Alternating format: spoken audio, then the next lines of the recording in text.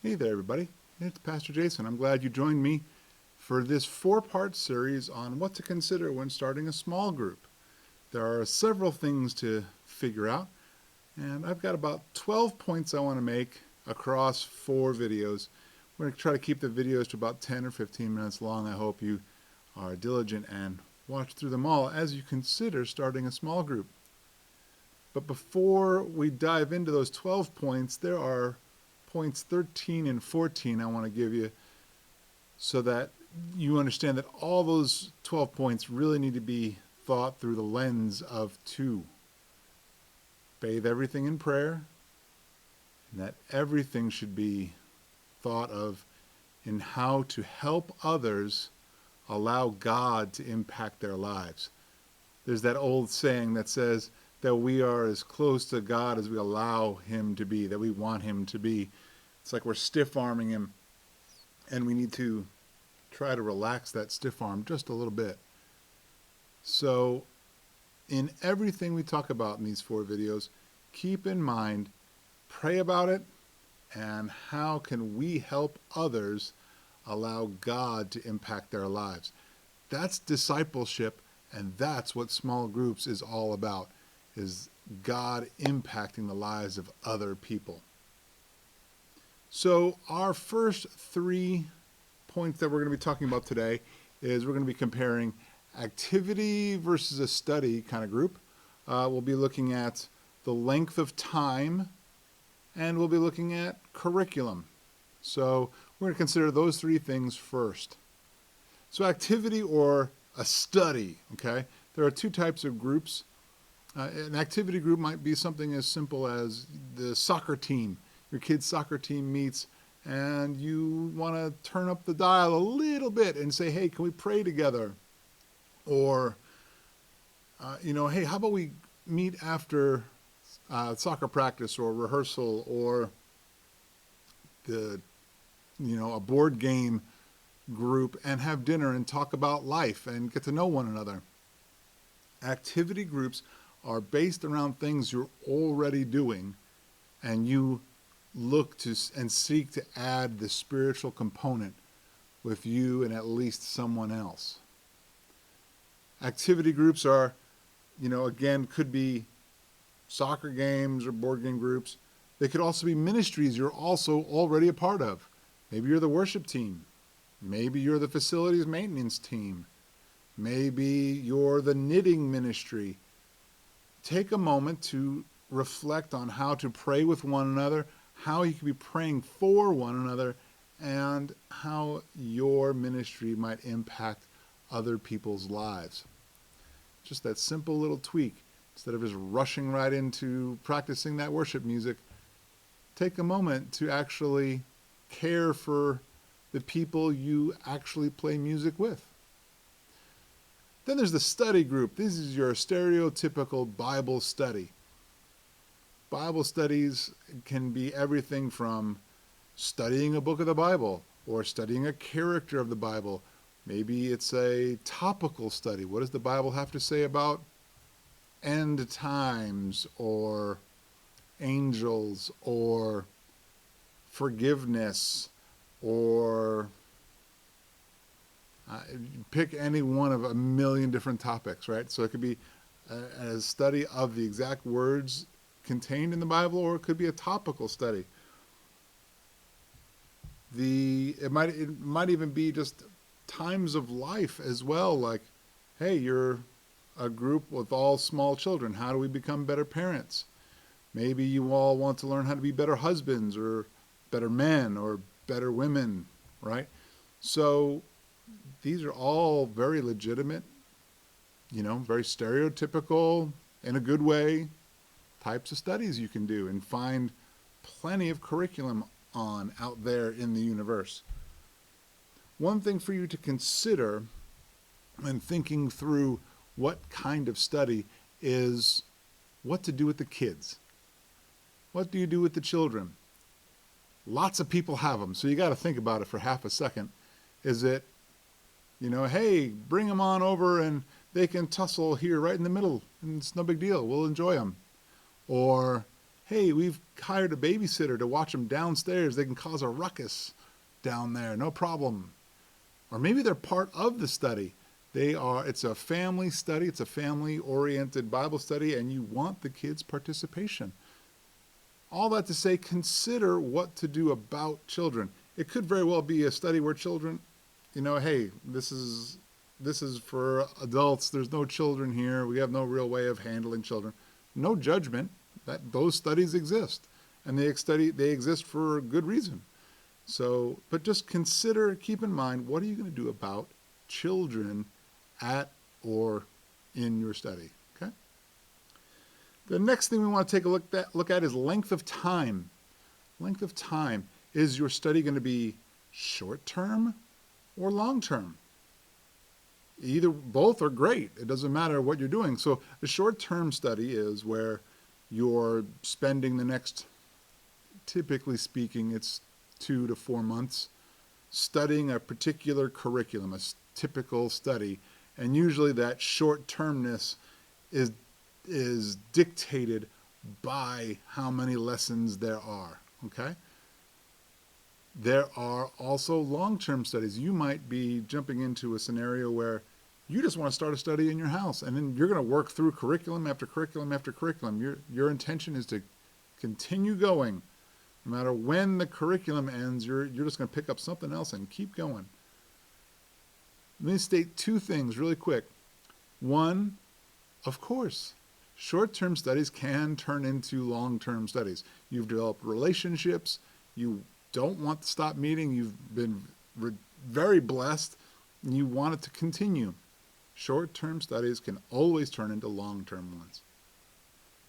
And conversely, long-term studies, it's okay to end. The season has come and gone. Maybe, the leader is tired of being the leader. Maybe it's just a simple change of guard at a different location. It's okay for a long-term study to end. It's bittersweet, yes, but it's okay. It's okay. Here's the permission. It's allowed to happen. The other thing to think about in terms of time is duration of the session. Like, how long is each session going to be? Right? You want to keep it reasonable, reasonable within limits. Now, sometimes if you're an activity type of study, this might be dictated for you. Like, you're going to just pray before the baseball practice starts. That's okay.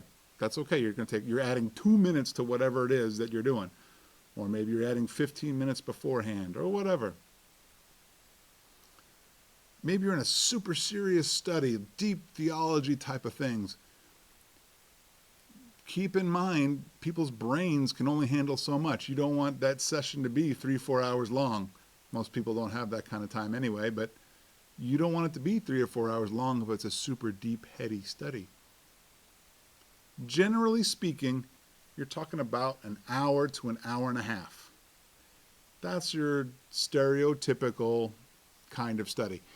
When those be prompt about those times. Fellowship, you want a certain amount of time for fellowship. Either people showing up beforehand or people hanging around and lingering afterwards. There should be some moment there, and that could happen at both times, and maybe one is disproportionate, or maybe they're equal amount of times. But you want time for people to connect personally with one another. That's where the discipleship is going. The relationships, the discipleship juices are really going to happen, are right there in those times of fellowship. So as you think about session time, have someone who's kind of your time dictator, right? Hey, study starts at 6 p.m. It's 6 p.m. We need to get started, okay? Now, we've all been in those groups where, you start off, we're going to give it another minute or two for people to show up. And then another minute, two, turns into another minute or two, turns into another minute or two, and then a month and a half down the line, the first 20 minutes, 6 o'clock to 6:20, is really just chit-chatty, waiting for people to show up. That's okay to a certain degree. You might want to give yourself either everybody agrees that, yeah, show up between 6 and 6:20. We're going to start on time with the lesson at 6:20. Stick to it. Be prompt. Conversely, at the other end, let that time dictator tell you, hey, we got 5 minutes left. I've got a chit chat with Miss Kathy because I got to chit chat. So if you've got an end time, be gracious to your host, end on time, be willing to end on time, and allow for some lingering there, okay? So session time is important. About an hour to an hour and a half is usually the stereotypical amount of time. And lastly, we want to talk about curriculum. I'm sitting to you here in our church library. Believe it or not, a lot of churches have them. They're kind of like the cave of wonders from Aladdin. They might be hidden in some secret corner of your church and you're not quite sure about where it is. But it's a great place to pick up some curriculum. Now, again, there are several different ways this can be addressed. First off, it might be non-existent. You might not have any curriculum. It's just a group of people getting together to pray for one another. Great. That's a great small group. It might be a group where people are bringing, hey, this is what I'm learning in my quiet time. What do you think about that? That's an amazing small group as all sorts of individuals bring what they're learning in their quiet time. That's really good. It might be a very easy thing, like simply opening up the Bible and going, here's what it says in this chapter.